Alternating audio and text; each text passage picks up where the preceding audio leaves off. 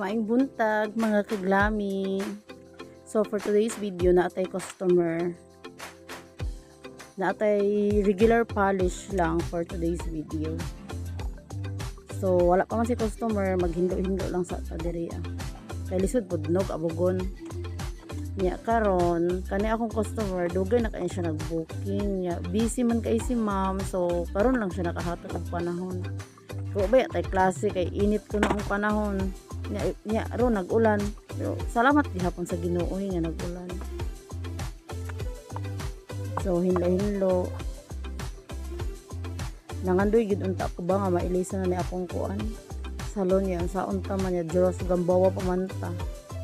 So patay budget kay naa na poy umaabot nga budgetanan. Mao ni akong lamisa maupo in tawon ni. Kaya sa unta man di man takuan mayaman nga maka-affordan og lamian nga studio. Puhon-puhon basin di ay kaloy-an. Waiting, hilo-hilo. So karon dili sa ko maka-video, wala pa koy video sa naghinlo ko og kuko kay wala pa nag-abot ang ako ang kuan phone holder. Magdiretso ta sa final look. Just wait. This is the final look.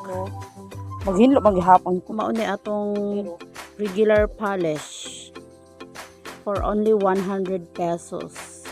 Dili ka mahayan, kut-kut jud ang angay kut-kut.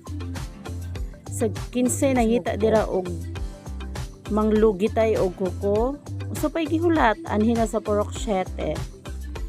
Pagitaa lang ato ang tarpaulin nga Glam Nails by the end. And that's it.